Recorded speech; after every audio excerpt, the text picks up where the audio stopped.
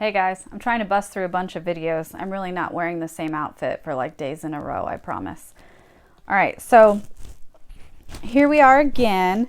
1 Samuel chapter 5. It says the ark in Ashdod and Enron. I looked into Ichabod a little bit, and all it said was he was kind of mentioned a little bit later as someone's nephew or something like that. But just based off of what biblical scholars could find was that most likely he ended up being a priest, and it seemed like he wasn't a butthead priest like his dad was. So I don't know. Hopefully things turned around for him. So maybe he took a name that he was given, right? No glory, and turned it into something else. Made something good out of it, which is pretty inspiring if that is a true story, because you are not a product of your past, right? You are a product of what God has made you to be. It has nothing to do with where you came from or what you've been through. All right, so 1 Samuel chapter 5, it says, after the Philistines had captured the ark of God, they took it from Ebenezer to Ashdod. Then they carried the ark into Dagon's temple and set it beside Dagon.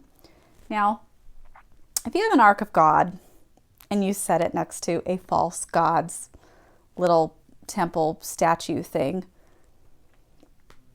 buckle up, because God is gonna take you for a ride. Okay? So funny things start to happen. And I know God's not trying to be humorous. God's trying to show the Philistines that God is a real God and Dagon is nothing, right? But it's just kind of funny how he does it. Okay. So they put him in Dagon's temple and set it beside Dagon, like that actual statue in there, right? When the people of Ashdod rose early the next day, there was Dagon fallen on his face on the ground before the ark of the Lord. They took Dagon and put him back in his place. But the following morning when they rose, there was Dagon fallen on his face on the ground before the ark of the Lord. His head and hands had been broken off and were lying on the threshold. Only his body remained. That is why to this day neither the priests of Dagon nor any others who enter Dagon's temple at Ashdod step on the threshold. Right? Because that's where his like whatever body broke. Isn't that funny? Like they kept putting it back and then God just kept smacking it down, right? The Lord's hand was heavy on the people of Ashdod and its vicinity. He brought devastation on them and afflicted them with tumors. When the people of Ashdod saw what was happening, they said, the ark of the God of Israel must not stay here with us, because his hand is heavy on us and on Dagon, our God. Now, if God is afflicting them with tumors, that means they're most likely not so internal that you can't see them. They're probably ones that are like on the skin, right? Where you can literally see them everywhere on the people. That's probably why they're starting to freak out. So I'm on verse 8. So they called together all the rulers of the Philistines and asked them, what shall we do with the ark of God, the God of Israel? They answered, have the ark of the God of Israel moved to Gath. So they moved the ark of the God of Israel. Verse 9.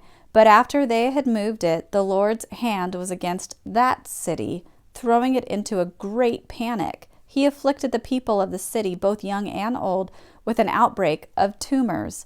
So they sent the ark of God to Enron.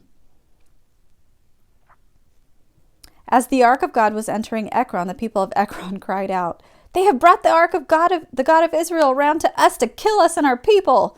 So they called together all the rulers of the Philistines and said, send the ark of God of Israel away. Let it go back to its own place, or it will kill us and our people. For death had filled the city with panic. God's hand was very heavy on it.